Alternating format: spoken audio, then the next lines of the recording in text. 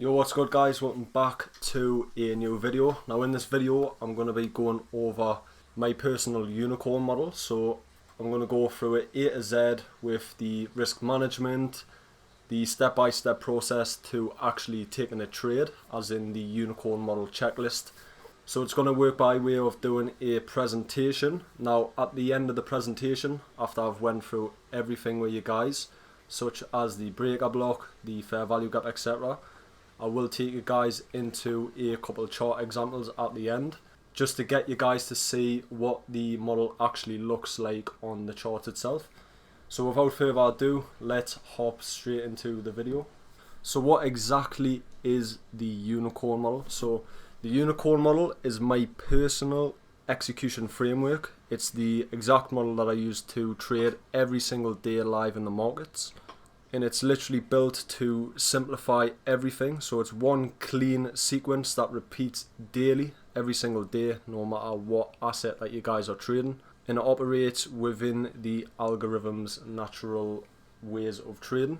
So every single setup starts the same. So we need to see a liquidity sweep, a market structure shift, a displacement, a fair value gap, and finally we need to see a bullish breaker for longs or a bearish breaker for shorts, and that's your confirmation signal that the unicorn model has been complete and you're ready to execute. So once that sequence again is complete, it's simply about execution and you're not trying to guess. So these are the rules of engagement, sort of like the boundaries that keep me consistent as a trader. So personally I only like to trade this model during the New York AM session window, so that's from 9:30 AM in the morning to around 11:30 AM, and this is in Eastern Standard Time, guys. So we take 2 trades maximum per day. So if the first trade is a winner, I'm simply done for the day, and say I lose the first trade for the day, I will then take a second trade, and whether the second trade for the day is a win or loss, I'm done for the day after that second trade. And then on days where we get really poor price action, or there's major news days like FOMC or Powell, I tend to skip those days. And guys, look, the goal is not to trade every single day, it's to protect the data and only strike when the model's conditions align. Then this is the entire sequence laid out, so the anatomy of every single unicorn setup. This is what you guys want to look for. So first we'll look for liquidity to be swept. That's the algorithm's signature and that sets the framework. Then we'll simply wait for a clean bullish or bearish market structure shift depending on the trade direction, and that is the confirmation that the algorithm is intentionally shifting one way or the other. Then displacement gives us sort of the energy. So whenever ICT explains displacement, he explains it as sort of this analogy of an elephant stomping inside of a children's swimming pool. Now you want to think of displacement as the water inside of that children's swimming pool. As the elephant stomps into that pool, the water is obviously going to displace out, and that's the exact same sort of analogy that you guys want to be thinking about when you see a liquidity sweep after a market structure shift. You want to be seeing that sort of displacement. Then you want to see the bullish fair value gap. That is where you guys want to enter after and only after we see a bullish or bearish breaker. Again, depends on the trade direction, and that confirms that there has been a change in delivery. And then the rest is simple. Your stop sits beyond the swing high or low of the breaker.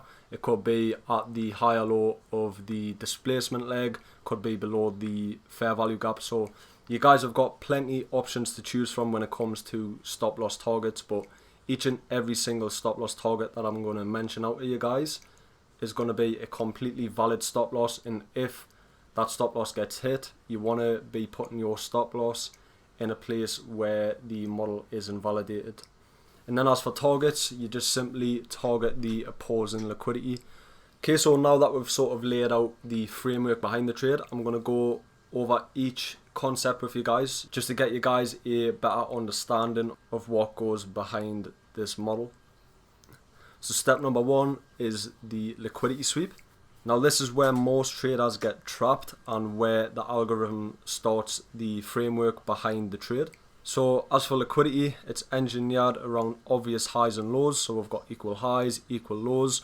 It could be session-based liquidity, such as London highs, Asia lows. But we don't chase it. We need to wait for the raid on buy stops or sell stops, dependent again on the trade direction. So once liquidity has been taken, that's when our model even begins to form.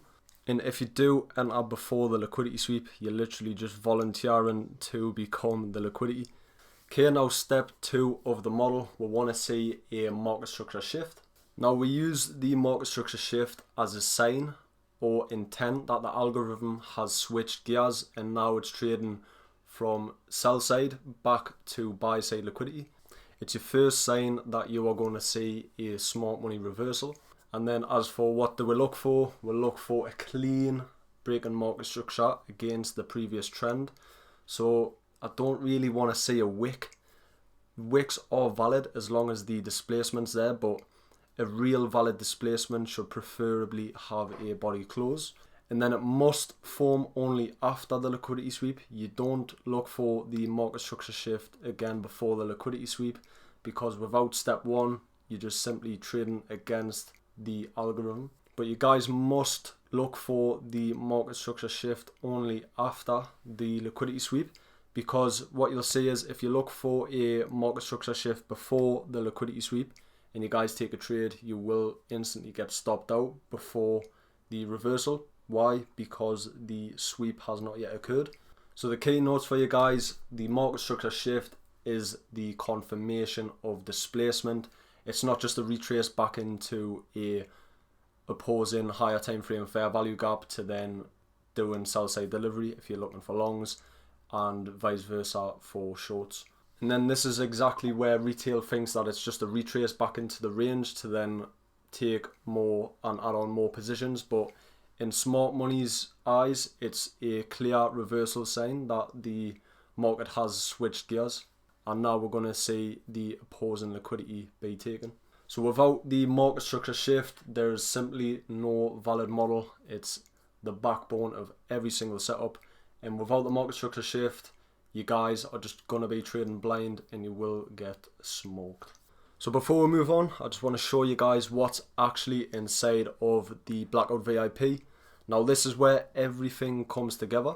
So every morning, Monday through Friday, I go live with the team every single New York AM session in real time. You'll see the full narrative, the bias, the levels, the entry, the stop loss, the target, the risk management, all executed live, and that's exactly how I trade each and every one of my funded accounts, as well as my personal live account. But if you can't catch it live, you've got full session replays, daily bias posts, and liquidity levels every single morning before the 9:30 open, so you guys can prep the exact same way that I do. There's also a private chat where the members share their results and funded payouts. You can see a couple of them on screen here. Real traders applying the model, hitting payouts and scaling up. And now the founders fee is still open. It's literally just $39 a month, and that $39 locks in your access for life. The price will not go up for you guys. So if you're serious about mastering execution and trading live with me every single morning, then hit the link in the description and join the movement. Alright, once we've seen the market structure shift, the next thing that we need to see is the displacement. And this is where we confirm that smart money has actually stepped in. So we're looking for a strong impulsive move that breaks market structure cleanly. It's not just a random candle with a big wick. It's a body-led move that rips through a short-term high or low, preferably again with a body close. And it must leave behind a visible fair value gap. And that's exactly the algorithm's footprint. It's showing us that price has efficiently rebalanced one side of the book and it is now delivering to the next liquidity pool. And if we don't get the displacement, the setup is invalid. It means that there's no true shift in order flow, it's just noise. But when you do get it, that clean candle drive, the clear imbalance, the clean market structure break, that's where the model starts coming alive. Now from here we'll look for a breaker block to form inside or just before that displacement leg, and that's what validates this entire move as a real algorithmic shift, not just another fake out or stop run. So once we have that, then we can refine the entry using the fair value gap in step 5. Alright, step 4, the breaker block. So this is where we confirm that the market has had a change in its state of delivery. So a breaker forms when the previous order block gets invalidated, meaning that the algorithm ran through it and it's flipped sides. Now it is using that same old order block now as support for longs and as resistance for shorts. So if an old bearish order block gets broken, that becomes a bullish breaker. And if a bullish order block gets taken out, then that turns into a bearish breaker. Now, why exactly does that matter? Because this confirms that the displacement we just saw is real. So the breaker block becomes a key retracement zone. So price often comes back into it before continuing in the new intended direction. And if you do get a fair value gap sitting right inside of that breaker zone, that right there is your A+ textbook model. And this is the highest probability entry point within the entire model. And that's the core of the unicorn setup. Okay, so step 5, which is the last step of this model, is you guys want to be looking for a clean fair value gap. So what exactly is a fair value gap? Now a fair value gap is an imbalance. It's a space on the chart where prices move too fast, leaving unfilled orders within the gap. Now if smart money misses their entry at the liquidity sweep, then the fair value gap in the model becomes their saving grace, and that is exactly where they are going to re-enter. So that's why the algorithms often reprice to these gaps before continuing in their intended direction. So now that we know what a fair value gap is, let's quickly go over why it matters. So after the market structure shift confirms a shift and the displacement shows intent, the fair value gap is your entry zone. It's the cleanest, most mechanical area to position yourself with the algo, not against it, because again, what have I just said? If the algorithm misses the entry at the liquidity sweep, it's going to look to reprice into these pockets in price, these fair value gaps, to take a re-entry before continuing the move. Key criteria, so again, it must form after the liquidity sweep, must come after the displacement leg and market structure shift, not before, because if price mitigates the fair value gap before the market structure shift, that's not a real displacement to me. Ideally it needs to be paired and aligned exactly where the breaker is sitting, but it can sit just above or below it. And as for the gap itself, we're not just looking for a tiny one tick gap, we want clear speed and a clear imbalance to take an entry inside of. Okay, so a perfect example of the model formed today, and I did take this trade with the team live inside of the Discord group. So we'll start off on the higher time frames and we'll mark out our higher time frame liquidity pools. So pre-market, I seen that the market had these relative equal lows. Now I'm not going to mark this low, I'm going to mark the lower low, because if price just comes down and sweeps the higher of the relative equal lows, price can easily just slam back down and run the lower low. So I always just like to mark out the lowest low of the relative equal lows. Anyways, now that we've got that marked out, we can look on the lower time frames after the 9:30 open for a unicorn model. Now as for bias, I did have a bullish bias on the day. The market's been trading bullish on the daily time frame, so personally I like to align my daily bias with my trade direction. So what happens at 9:30 is we open up, we displace lower, attack straight inside of the sell stops, and we'll raid all of the liquidity below that level right here. And then after that, we're waiting for a clear market structure shift, displacing above a swing high, and that's exactly what we get right here. Swing high gets run through. Notice how it's not just a wick, it's a full strong body closure. And then we're looking for the displacement. Again, it has a bullish fair value gap. It's closed above the swing high with speed. There is your displacement. Step 4, we're looking for a breaker block. This up close candle right here, this is your bullish breaker. Notice how it was in old bearish order block, gets flipped around and now used as support. And also notice how it's paired perfectly with that bullish fair value gap. This is an A+ textbook model. So that's exactly where I did take my long this morning. Stops were at the first candle's low of this bullish fair value gap. and then TP1 was at the 9:30 open buy side liquidity.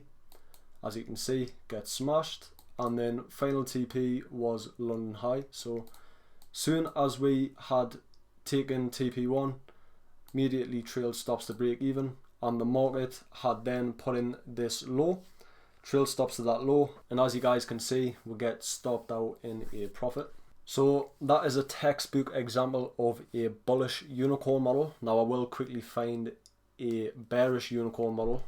Alright, perfect. So I've actually just realized shortly after TP1 got smashed on the buy model, on this buy unicorn model, we take out buy side liquidity, which was where our TP1 was.